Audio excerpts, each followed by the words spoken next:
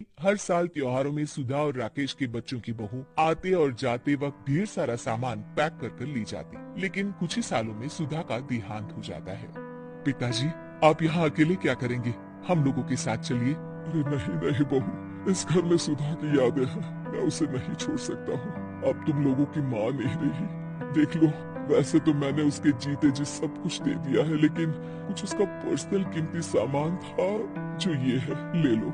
सामान में होती है एक घड़ी और एक मंगलसूत्र। माँ जी ने कहा था कि वो ये घड़ी मुझे देंगी। हाँ हाँ पिताजी, माँ ने सबके सामने ये घड़ी सरिता को देने के लिए कहा था। उठा लो सरिता माँ की घड़ी। अब क्या था, छोटी बहू फट से घड़ी उठा लेती है। और पिताजी, ये मंगलसूत्र तो माँ ने मुझे ही देने को कहा था, याद है ना?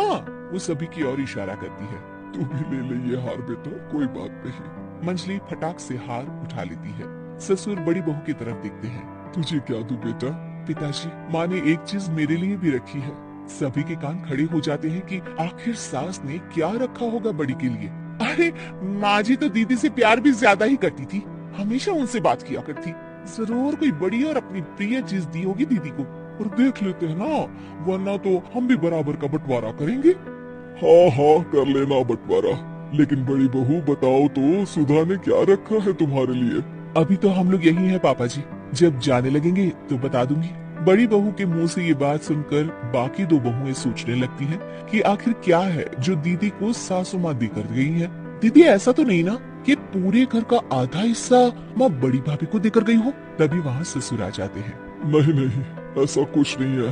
मकान तो तुम तीनों का बराबर से है। देखो, बड़ी बहू से तुम्हारी सास ज्यादा जुड़ी थी, न जाने क्यों घंटों बात किया करती थी। पता नहीं क्या देकर गई है उसे। और ससुर जी, आपको क्या पता, चालाकी से पूरे घर के पेपर में साइन करवा लिए हो, या फिर कोई छुपा गहना।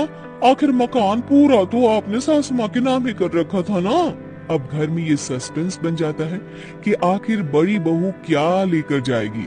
फिर वो दिन भी आ जाता है जब बड़ी बहू के जाने का समय हो जाता है। बेटा, परसों तुम चली जाओगी, बताया नहीं माँ ने तुम्हें क्या दिया? घड़ी और हार जो बेशकीमती था और तुम्हारी सास को सबसे ज्यादा प्रिय था, उसका तो बंटवारा भी हो चुका है। अब तुम्हारी बारी। हाँ पिताजी, आज मैं ये बात बताने ही वाली थी। माँ ने मुझे उससे भी बेशकीमती चीज दी है, और वो है आप। आपसे अधिक प्रिय उन्हें कुछ नहीं था। माँ चाहती थी कि आप मेरे साथ रहें। चलिए पिताजी। बेटा, मेरे पास तो कोई पेंशन भी नहीं है और ना ही कोई प्रॉपर्टी। लेकिन आपके पास संस्कार है पिताजी, जो मेरे बच्चे आपसे लेंगे, तो आपको ले जाने पर स्वार्थ ही है मेरा। चलिए ना पापा। सभी के सामने पिताजी बड़ी बहू और बेटी के साथ चले जाते हैं। तो इससे हमें यही शिक्षा मिली कि सबसे बड़ा गहना माँ पिताजी होते हैं और कोई भी नहीं। नमस्कार।